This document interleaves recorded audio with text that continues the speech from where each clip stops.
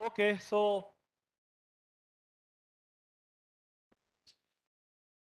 in the last class we started propositional logic, and I think some of you know certain basic things. And it was easy because you have done the course on digital logic, right? Now,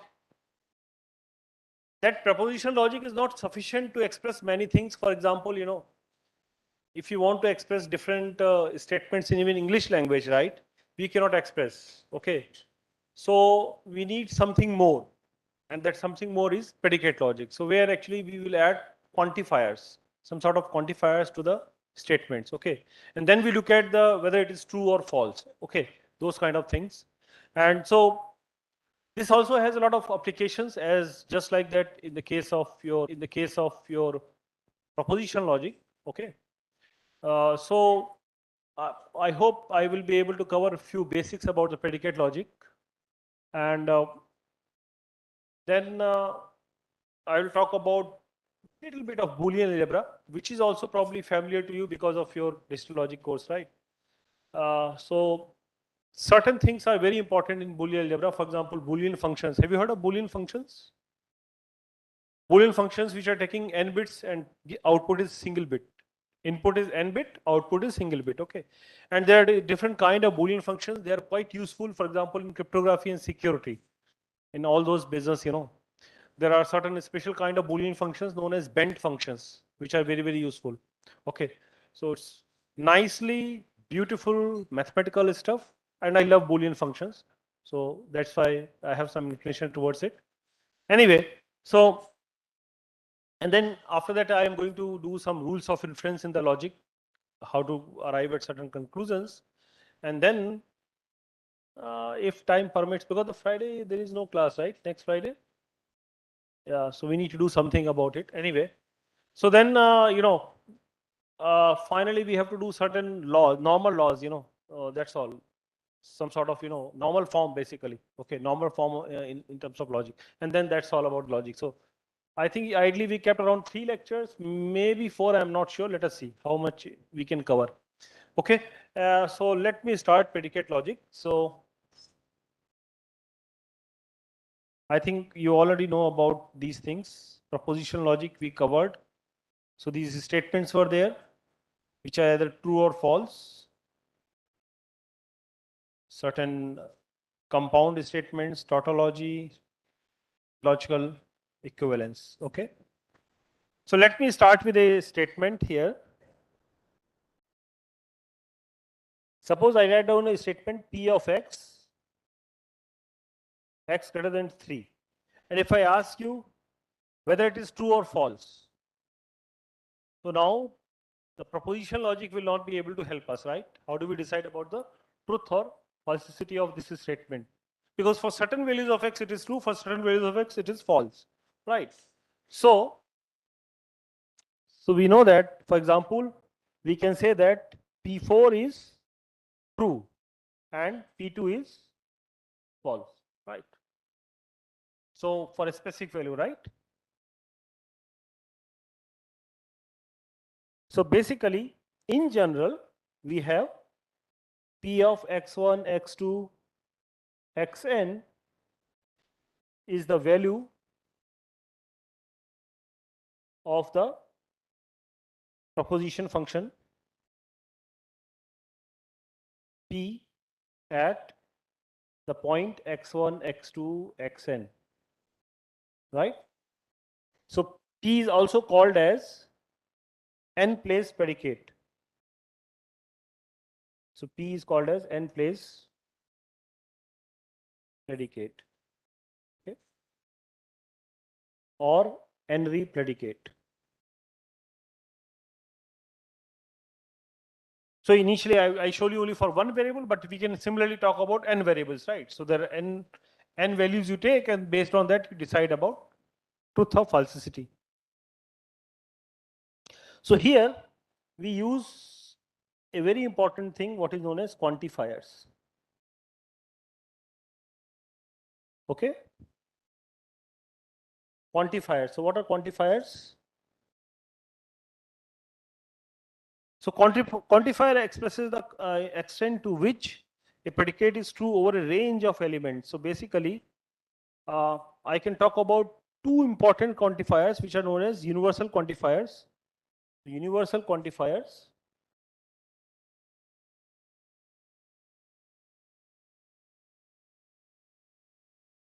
What are universal quantifiers?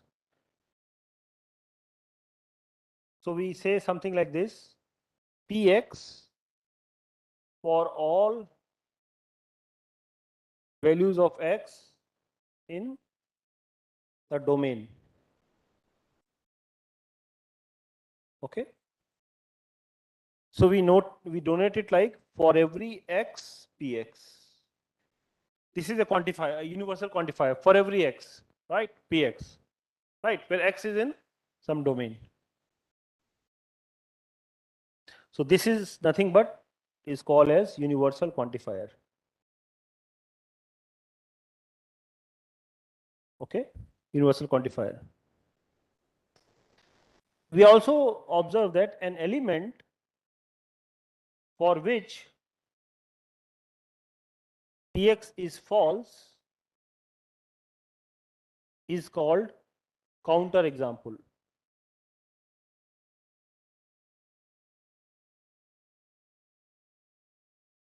Right? Of for every x px. Right? If for some x it fails, right, then that is known as counter example. So basically, I can make a table here which will summarize. So basically, an element. So there exists x kind of thing. So that is also a quantifier. So let me show you a table. We write down statements here, and when true and when false.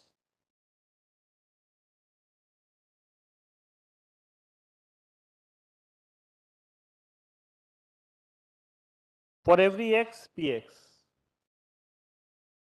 That means px is true for every x, right? Correct? And when false, that means there is an x for which px is false. Right. So if there is only at least one x, right, for which px is false, then the whole thing is false. Then the statement is there exists x px. So that means there is an x for which px is true. And when false, px is false for every x. Right. So this is a small table summarizing the quantifier truth or falsity, how we can look at it, right?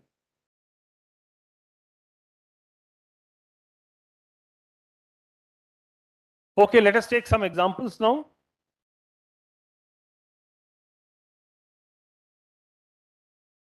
So you need to tell me whether it is true or false.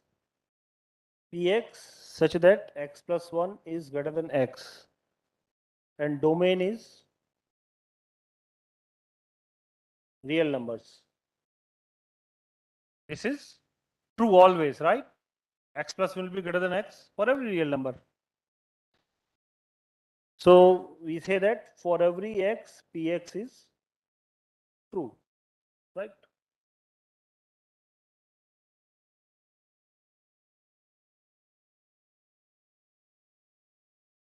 Second example, this is first example. Second example, if we take px is x is greater than 3. So what is the truth value of the quantifier? There exists x px. Is it true or false now? So there exists. So basically, this is true sometime. For example, when x is equal to 4, it is true, right? So that means there exists x for which it is true. So this is as an example when x is equal to 4, right? Okay. So we can look at these quantified statements and we can discuss about their truth or falsity. depending upon whatever is the case, right? Now there are some other quantifiers as well, which I can mention.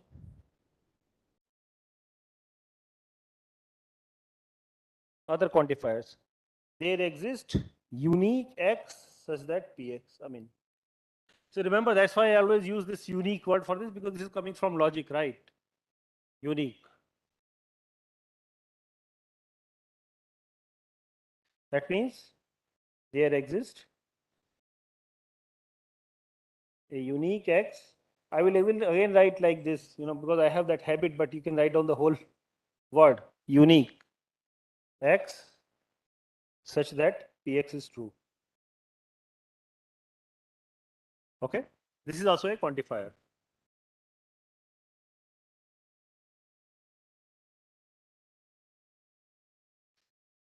Now, when there are expressions involving for every, there exists, and so on, these kind of quantifiers, which one we should evaluate first? So that is the question.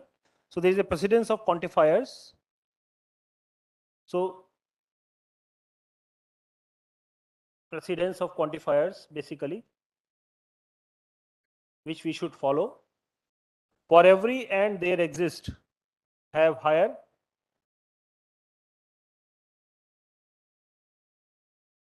precedence than all logical operations. For example, for every x, px join qx is disjunction of this and this, because for every will be evaluated first, then this join. Okay, and so this is not equal to for every x, px join qx. I hope you agree, because right, so this is when you are evaluating the whole thing, right? So I am saying that first you need to do this, then you do the other logical operation, right? Okay, so I think now once we have done this much, now I can look at certain logical equivalence involving quantifiers. Okay, so with proposition logic, only we have these quantifiers for every, there exists, and all those kind of things, and we are looking at for the whole thing whether it is true or false. Okay, so let us now look at some logical equivalence.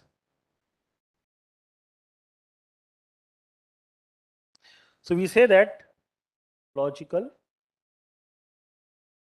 equivalence. Again, I am using shorthand because that's my habit.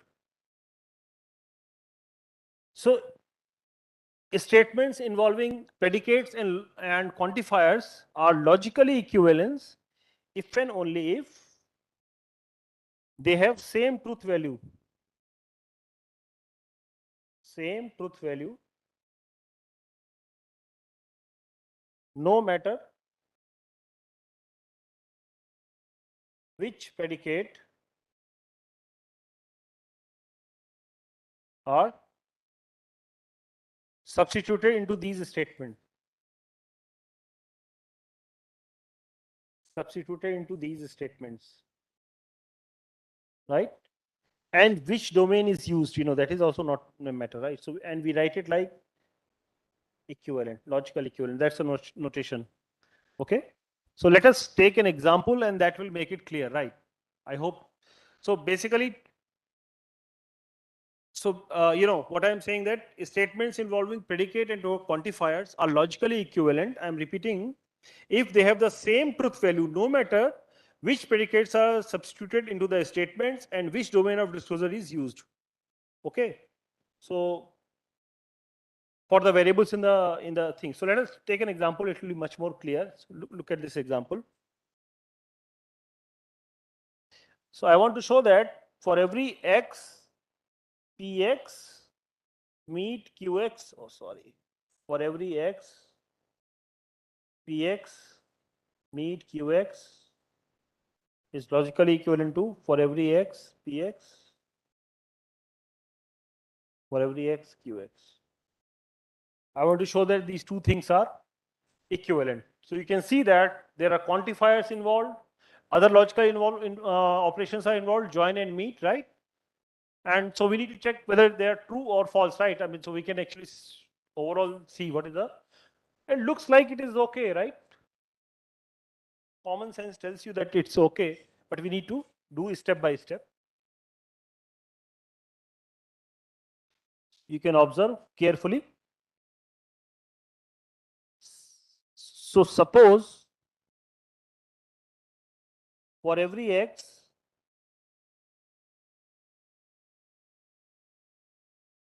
px meet qx is true.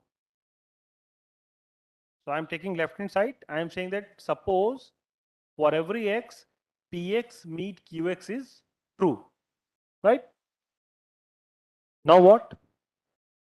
This implies that if A is an element in the domain, whatever domain it is, I don't worry about it, right?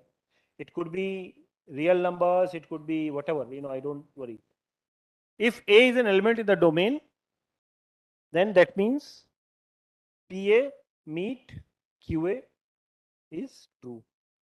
Since it is true for every x, right?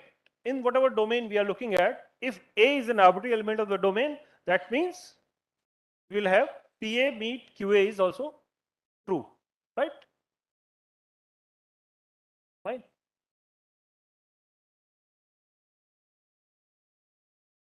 This implies that PA is true and QA is true. And this is true for every A in the domain, whatever domain it is, some D, right? Could be real numbers, complex numbers, anything, I don't care, right? This implies that for every x, px, and for every x, qx, both are true, right? Individually, I can do that. This implies that for every x, px, meet for every x, qx is true, right? So we started the left hand side, assuming that it is true, we arrived at the right hand side that this is true, right? One side is done. Now I have to look at the other side. Other side, suppose for every x, px, meet for every x, qx is true. This will imply that for every x, px is true and for every x, qx is true. This will imply that if A is an element in the domain D, PA is true and QA is true, right? Since Px and Qx both are true for every x in D, so we can actually say that this implies that for every A in D,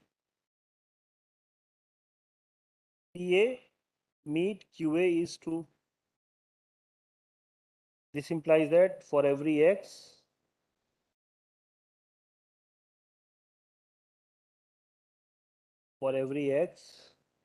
I have to be very careful here.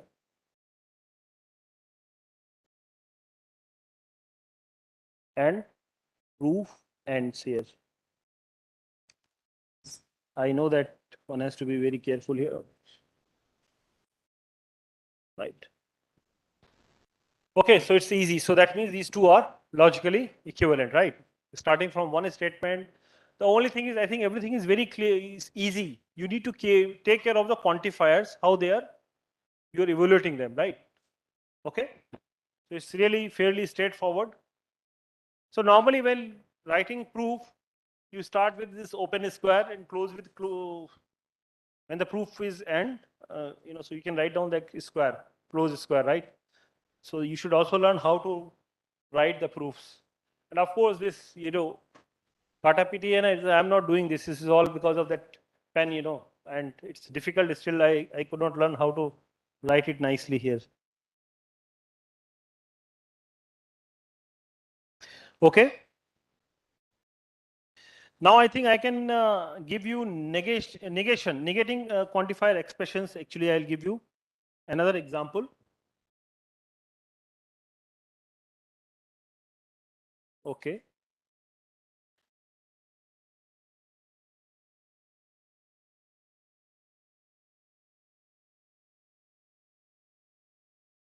Quantifier expressions.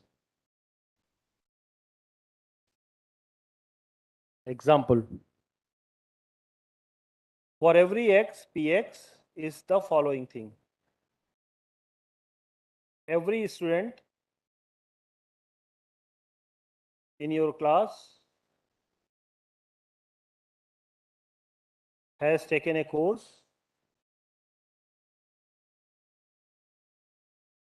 in calculus. I hope that you have done this, right?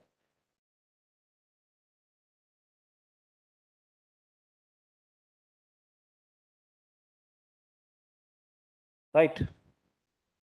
So negation of this will be negation of for every x px will be,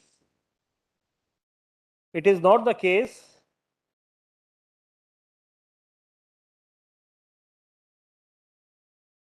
that every student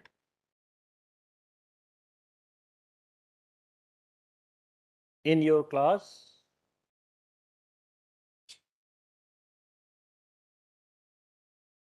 has taken a course in calculus.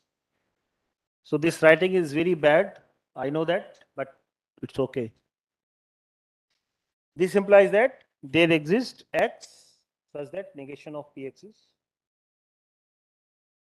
So basically, that means negation of for every x px is logically equivalent to there exists x negation of px. If I can write down negation of for every x px, same thing as there exists x px, negation of px.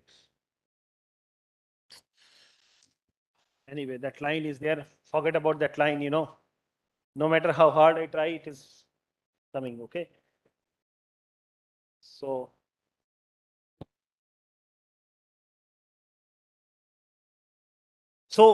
just like that, in Boolean algebra or propositional logic, there are De Morgan's law.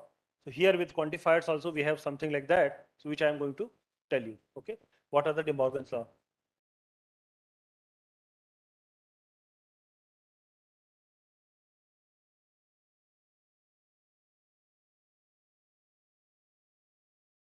So I don't have. Maybe I should not write it actually.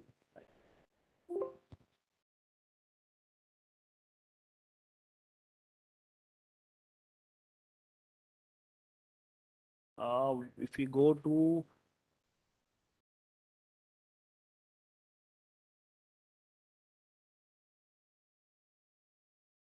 because writing is anyway becoming difficult, right?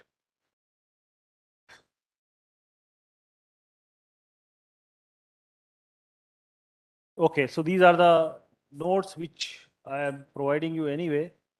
Yeah, so here is the De Morgan law, right? You can see that. So De Morgan laws for quantifiers.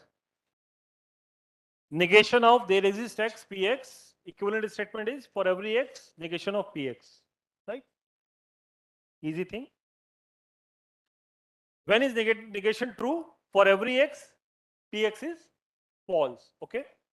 And when false, there is an x for which px is true, okay?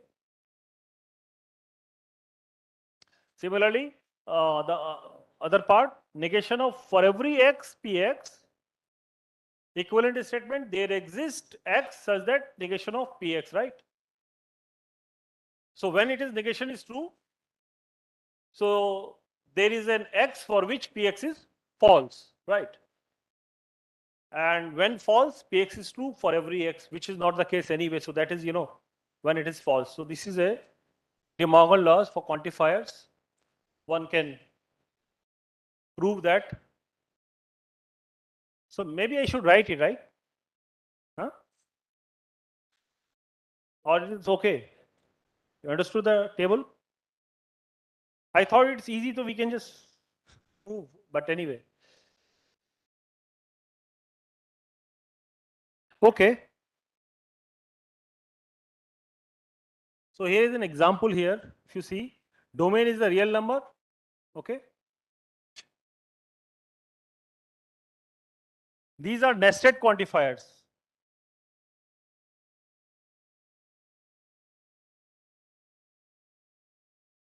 So for every x, qx, where qx is, there exists y, pxy, where pxy is x plus y is equal to 0. So now you can see that there are two variables, x comma y here, right? So for every x, qx, that is one quantifier. Where qx is, there exists y such that pxy, where pxy is x plus y is equal to 0. This is an example of a nested quantifier. See that one quantifier, inside that there is another quantifier, right? Okay, so this is your nested quantifier, right? Oh,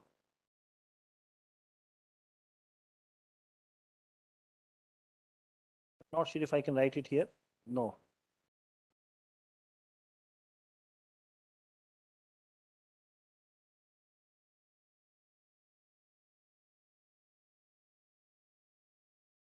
Anyway, it's okay. So when domain is so I hope you understood, right? This is the example of a nested quantifier. For every x, qx is also another involving another quantifier, right? So if domain is real number, for every x there exists y, x plus y is equal to 0. So for every real number x, there is a real number y such that x plus y is equal to 0. That's the statement about it. This is an example, okay? So now I can talk about quantification of two variables. Again, there is a table. If I show you the table, it will be easy for me.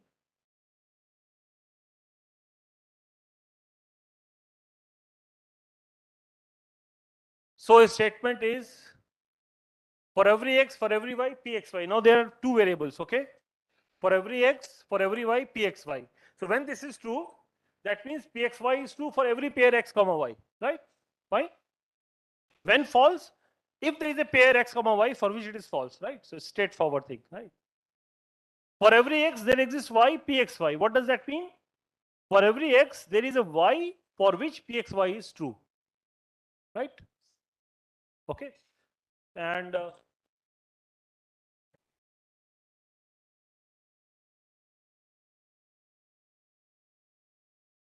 okay. And when false, this this means that there is an x, there is an x such that pxy is false for every y, right? Okay. This is very clear. Uh, okay. Then the third one, there exists x for every y, pxy. So there is an x for which pxy is true for every y, right? And when false, for every x, there is a y for which pxy is false, right? It's very, you can clearly look at it. Next one, there exists x, there exists y, pxy. Same thing with there exists y, there exists x, pxy. Both are the same thing. So that means there is a pair x comma y for which pxy is true. And the false when so pxy is false for every pair x comma y. So it's an easy table. Rather than writing and wasting time, it's just I've shown you the things, right? It's a very straightforward thing.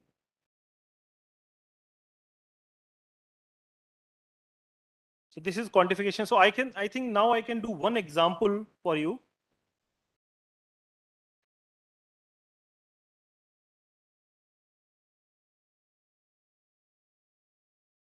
One example, and then so two variables are involved, qx, y, such that x plus y is equal to 0.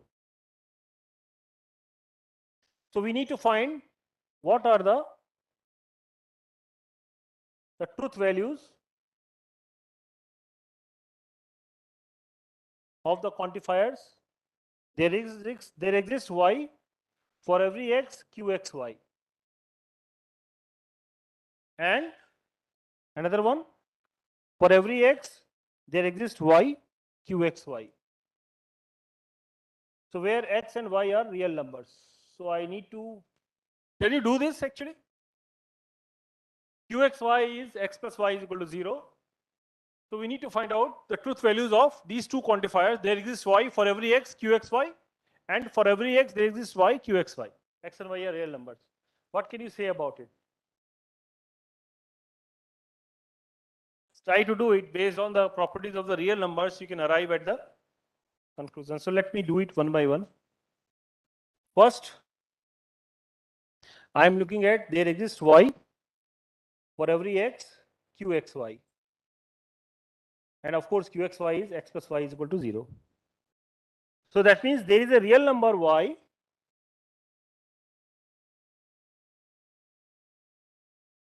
such that for every real number x,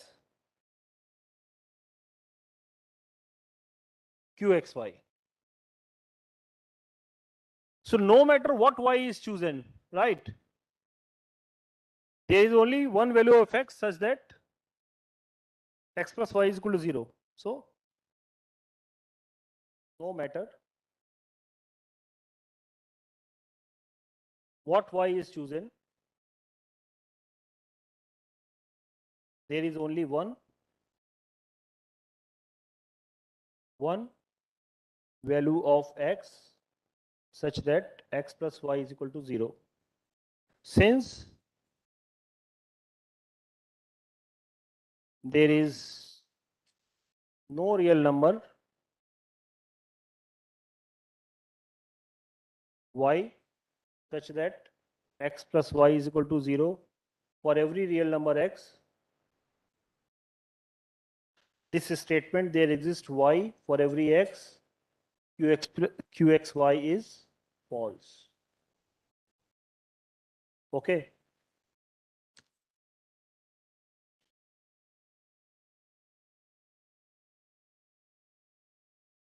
Okay. So second statement we can look at it. Second quantifier. Second is for every x there exists y such that qxy. So that means for every real number x, there is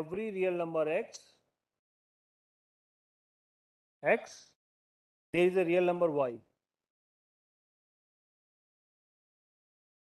y such that x plus y is equal to 0. Since y can be written as minus of x here for every x in R, right?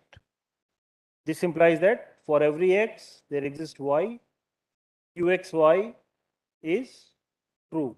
अगर दोनों में difference समझ में नहीं आया है तो एक बार ठंडे दिमाग से सोचना, समझ में आ जाएगा, right? So it's something beautiful, right? Okay. So why the first condition is false and here it is true, you can observe it.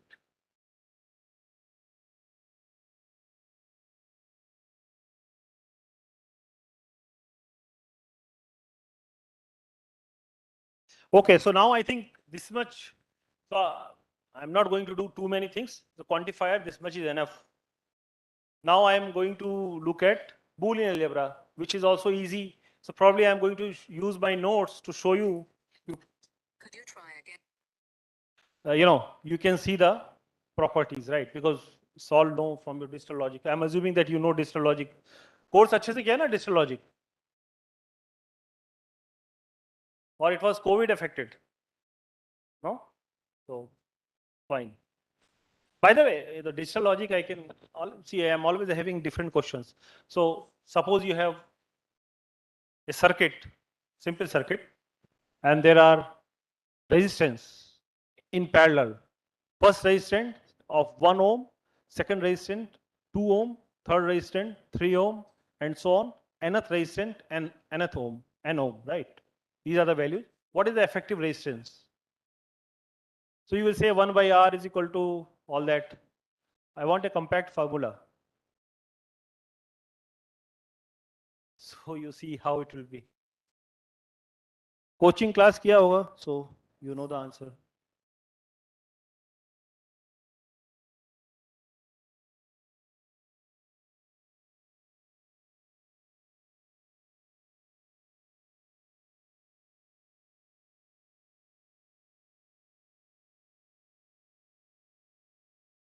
Okay, Boolean algebra.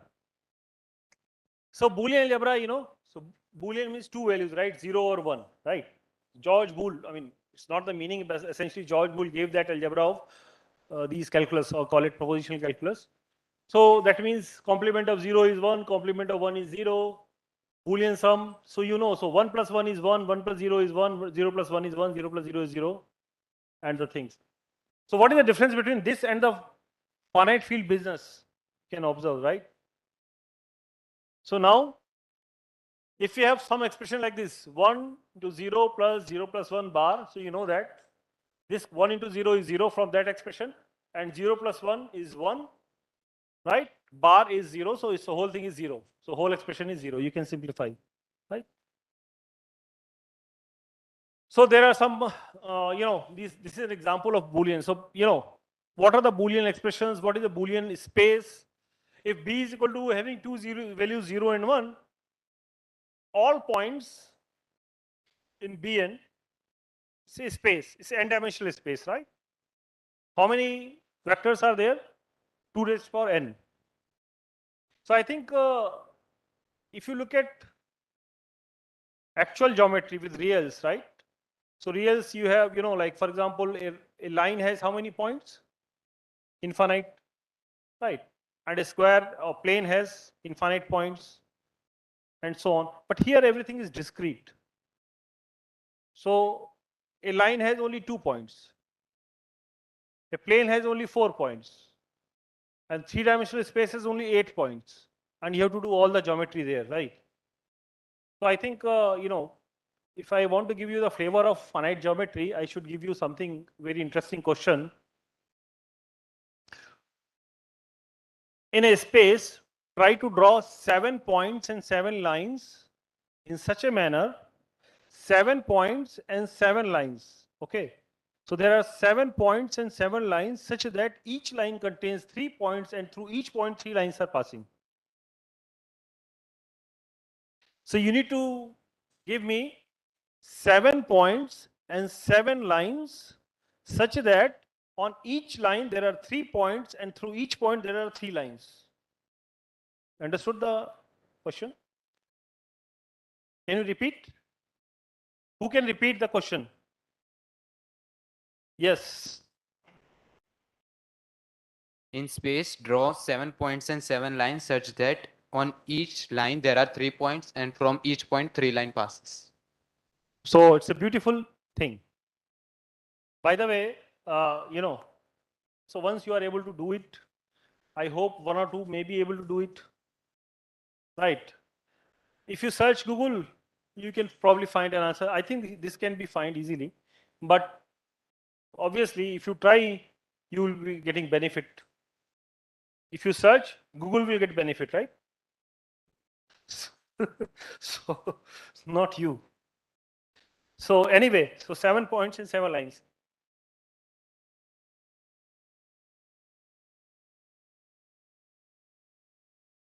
So a variable x is called Boolean variable if it is it assumes values from this B. Okay. So its values are 0 or 1. Okay.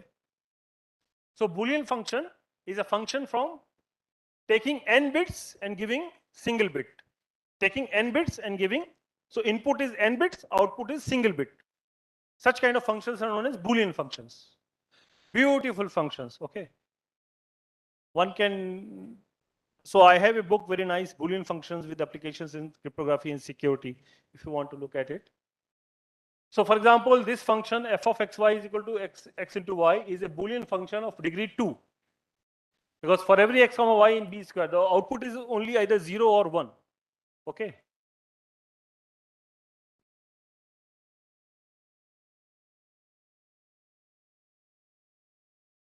Okay, so now Boolean expressions one can write down in terms of these variables x1, x2, xn. So we can say that 0, 1, x1, x2, xn are Boolean expressions. If E1 and E2 are Boolean expressions, then E1 complement, E1, E2, E1 plus E2 are Boolean expressions. Okay. So let us take an example here. Find the values of the Boolean function fx, y, z or z is equal to x into y plus z bar. It's very easy, right? So you just look at, make the table. Just so there are x, y, z. Each x, y, z has two values, so 8 possibilities. Just place all 8 possibilities and compute individual components, right? Z into y, sorry, x into y, z, z bar, and so on, and then finally you arrive at this, right? Easy to do by table.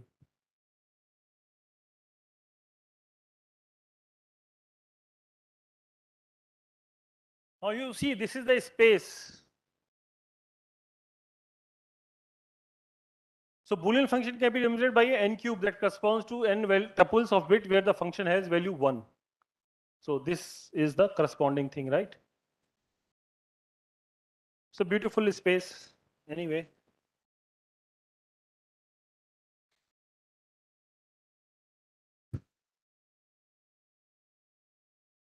So one can ask a very simple question, how many Boolean functions of degree n are there, right? So it is 2 raised to power 2 raised to power n, because for each n bits you are getting 1 bit, right? Okay. Now some identities. These identities are easy to establish. You want to show that x times y plus z is equal to x into y plus x into z. This is the distributive law. And you can see that simply fill the values of x, y, z, all 8 possibilities. You can compute individual components. Right. Now you can see that column number 7 and column number 8. Column number 7 is left hand side, column number 8 is right hand side. Both are having same values, so both are same. So those identities are same, right? Easy to find out. So based on these things, I think just take a cup of tea and try to verify these things, laws of double complement. X bar is x plus x equal to x into x equal to x, and so on. I think these laws you already know. So without going into details,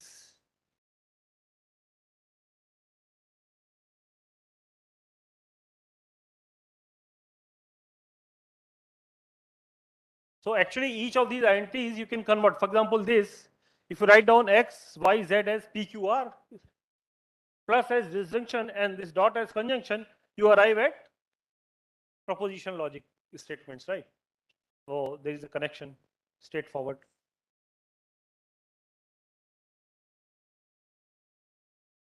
Then now there is a Boolean algebra. A Boolean algebra is a set B with two binary operations join and meet, elements 0 and 1, and a unary operation complement such that the following properties hold. So it's a 4 tuple, binary values, join, meet, and complement. That for every x, y, z, we have the following laws. Identity law, x join 0 is x. By the way, set theory is what? Set theory operations you saw, right? Is equivalent to one of them or what? It's a Boolean thing or propositional logic or what? The operations, you define unions of two sets, intersection, and so on. Is there an equivalent? That you can figure it out, right? So you can prove all these laws, which I am not going to prove anyway, because I think it's very simple actually, right?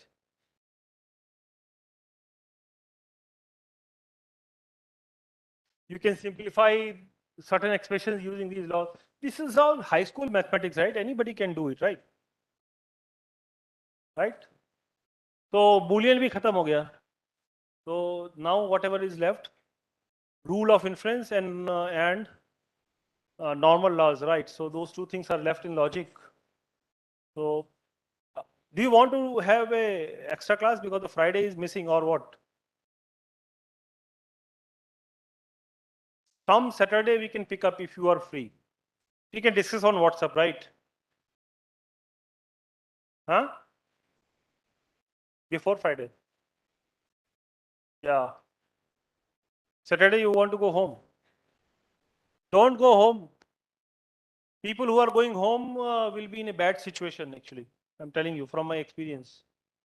If you go home too often, you see all these classical ancient things, right? Bhagwan Ram went to Guru Vasishtha ashram for so many years, right? Similarly, all the other, So you want to become ideal person or like homesick person, you know, so that is a problem. Okay. So anyway,